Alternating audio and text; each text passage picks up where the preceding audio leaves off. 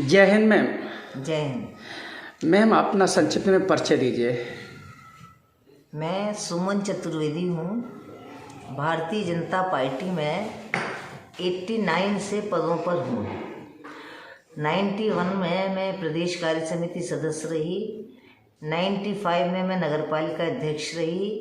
91 में मैं प्रदेश कार्य समिति सदस्य रही और 296 में मैं संयोजक रही। पूरे उत्तर प्रदेश में एक महिला को जिलाध्यक्ष बनाया गया था। 2007 में मैं जिलाध्यक्ष रही। फिर प्रदेश में स्थानीय निकाय की संयोजक रही। आज मैं, जब से मेरी सरकार बनी है 2017 से, तब से मैं महिला आयोग की सदस्य हूँ। बहुत बहुत धन्यवाद मैडम शिवा राठौर की तरफ से आपको very very thanks for you कि आप महिला आयोग की सदस्य हैं। अजी मोहतरमा शिवा राठौर को 30 के सवालों के लिए जाना जाता है। हम आपसे एक सवाल करना चाहते हैं, अनुमति है क्या? जी। अच्छा, ये बताइए, आप महिला आयोग की सदस्य हैं, आपने संक्षिप्त में बताइए महिलाओं के लिए क्या किया आपने 5 साल में? Tell me right now. मैं जब से महिला आयोग की सदस्य बनी हूँ, ज़्यादातर मेरा प्रयास रहता है कि महिलाओं के परिवार टूटे ना। तो पहली प्राथमिकता मेरी रहती है कि दोनों पक्षों को सुनकर, पुरुष को भी महिला को भी, मैं एक पक्ष को सुनकर कार्यवाही नहीं करती हूँ। दोनों पक्षों को सुनकर मैं फिर तीसरी बार दोनों पक्षों को एक साथ बुलाती हूँ और पूरा प्रयास मेरा समझौते का रहता है। लेकिन कहीं न कहीं कुछ पुरुष ऐसे जिद में आ जाते हैं कि मैं इसको रखूँगा नहीं, तब बहुत ही मजबूरी में मैं मुकदमा कायम करवाती हूँ। लेकिन सबसे पहला प्रयास रहता है कि समझौता हो। अच्छा, मुकदमे से क्या होता है कि मुकदमे सालों चलते हैं और बेटियां जो मैंने मैम ये पूछा कि आपने कितने घर बसाए हैं या महिलाओं के लिए क्या किया? 52 घर बसाए। Okay. और दूसरी शादियां भी उन लोगों की करवाई, क्योंकि वो लड़कियां 23 24 साल की थी। इसलिए पहली प्राथमिकता रही कि घर को जिन्होंने नहीं माना उनसे सामान वापस कराया, दहेज वापस कराया।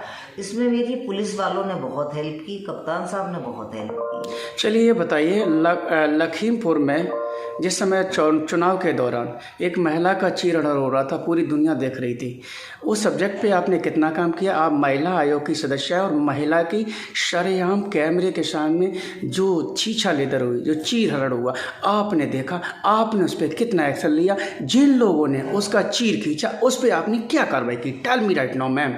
देखिए, मेरे यहाँ महिला आयोग की मेंबर्स को जिले बटे हुए हैं। मुझे मैनपुरी, इटावा, फिरोजाबाद जिला मिला हुआ है।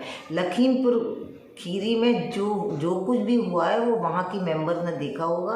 क्योंकि हम लोग, आपने नहीं देखा? टीवी पे चला था, वो तो सार्वजनिक चला था, टीवी पे चल रहा था। हाँ, लेकिन दुनिया में शायद कोई ऐसा जिन्होंने देखा, उसमें हस्तक्षेप नहीं करते। अच्छा, ये बताइए, हाथरस में हमारी अध्यक्षा ने किया होगा जी, वो गई होंगी। चलिए, हाथरस में, हाथरस आपके आगरा में आ जाता है, आगरा मंडल के पास में लगा, आगरा से लगा हुआ हाथरस है। हाथरस में बेटी को जला दिया गया प्रशासन के द्वारा, क्या हुआ उसमें बताइए? नहीं, मैं गई थी वहाँ, क्योंकि उस समय नहीं, कार्रवाई क्या हुई? दोषियों के खिलाफ क्या कार्रवाई क्या हुई? उनको कहाँ तक उस कार्रवाई को अंजाम दिया गया? ये तो मुकदमे तो चलते रहते हैं ना मोहतरमा, लेकिन वो उसको अंजाम क्या दिया गया? I want this. अब जब कोर्ट में मुकदमा चल रहा है तो आयोग उसमें कुछ कर नहीं सकता है। आयोग कुछ भी नहीं करता। अच्छा, जब केस कोर्ट में चले जाते हैं तो आयोग कुछ भी नहीं, उसमें हस्तक्षेप नहीं करता। अच्छा, ये बताइए, आप एसपी सिंह बघेल जी के चुनाव प्रचार में गई थी? जी बिल्कुल। अच्छा, ये उनके साथ जो आपने किन किन गाँव में भ्रमण किया, वहाँ पे क्या फीडबैक क्या है? मैं वहाँ के 6 गाँव में गई थी। अच्छा, और 6 गाँव में इतना भव्य उनका स्वागत था। उससे एक गांव के नाम बताइए। मैं करहल विधानसभा है, मेरे करहल ब्लॉक है, मेरा करहल में घर है। टेल मी, मुझे बताइए। मैनपुरी रोड पर थे सारे गांव, मैं परसों ही गई थी। अच्छा, मैनपुरी रोड पर थे उन चारों गांव में मैं गई। वहाँ लोधी राजपूत समाज के लोग थे ज़्यादातर, और वो मतलब इतना ज़बरदस्त सपोर्ट कर रहे थे बघेल साहब को। और मैं क्यों गई?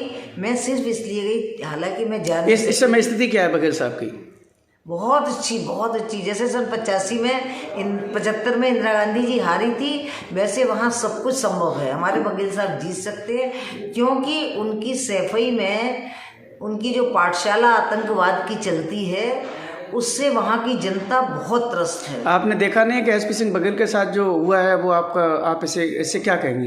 इसीलिए तो गए, इन्हें शर्म आनी चाहिए। एक केंद्रीय मंत्री है, वो आपके सामने अगर लड़ने आया है तो आपको तो इस तरह की गुंडागर्दी नहीं करनी चाहिए। कहीं ना कहीं हृदय में उसका सम्मान होना चाहिए। राजनीति में ये सब नहीं होता है जैसे सैफई वाले करते हैं। ये गलत किया है सैफई वालों ने। एक हमारा सम्मानित व्यक्ति के साथ इतनी गाली गलौज, और वो वीडियो इतनी वायरल हुई है, उसका प्रभाव मेरी विधानसभा में बहुत पड़ा। सभी बघेल समाज के लोग मतलब इतने एकजुट होकर हरिओम जी को वोट कर रहे हैं, आपको बता नहीं सकते। Thank you ma'am, very very thanks. आपको भी बहुत बहुत धन्यवाद भैया।